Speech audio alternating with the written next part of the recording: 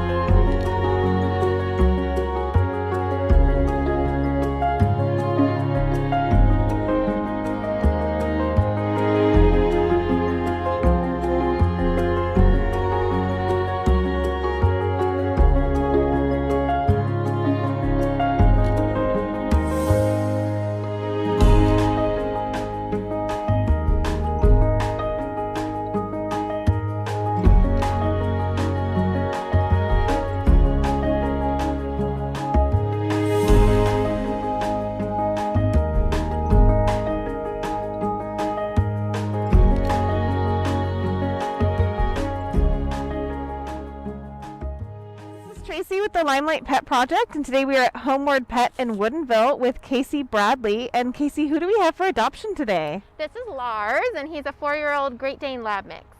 So Lars is a pretty big boy. About how much does he weigh? He is about 120 pounds.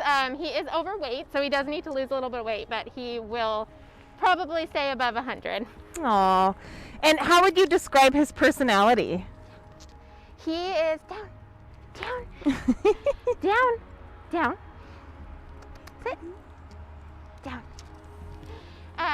He is big and he looks intimidating, but he's just an absolute mushball.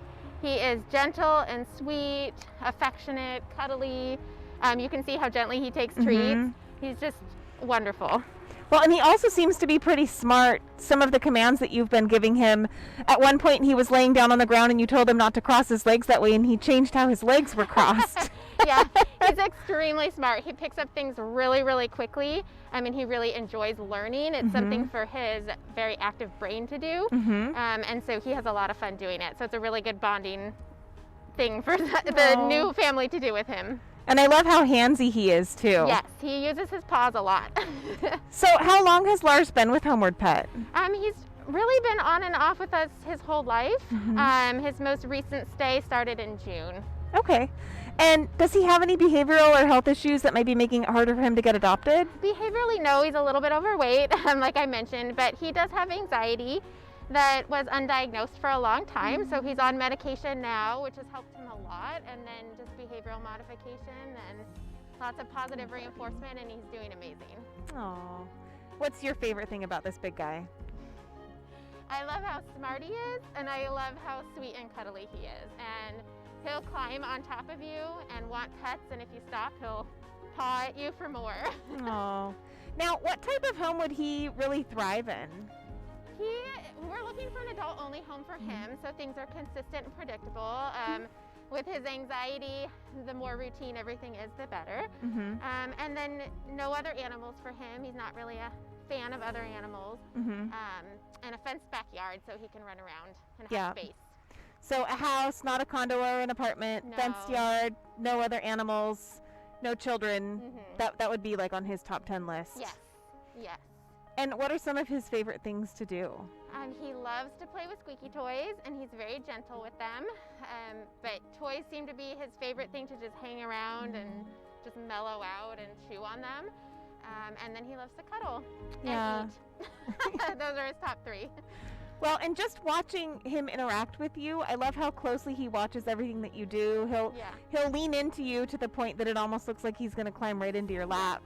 Yes, he bonds really quickly with his humans, and he's very in tune and always watching and paying attention, and he's just, very cool.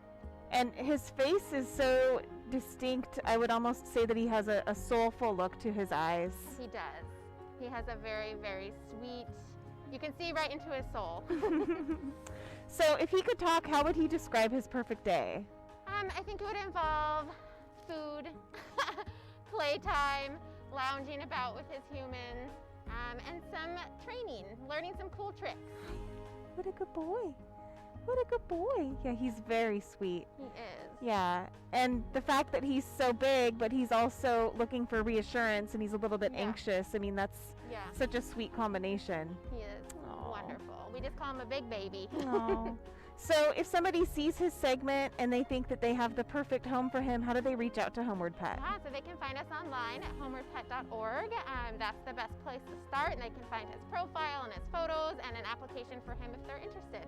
Wonderful. And then are there any special COVID precautions that adopters should be aware of? Yeah, we're doing all adoptions by appointment only, and then we ask that they wear a mask when they come into the building. Wonderful. We're here's to hoping that somebody sees Lars's segment. They think that he's the perfect dog for them. Thank you so much, Casey. Thank you. And thank you, Lars, for joining us this morning.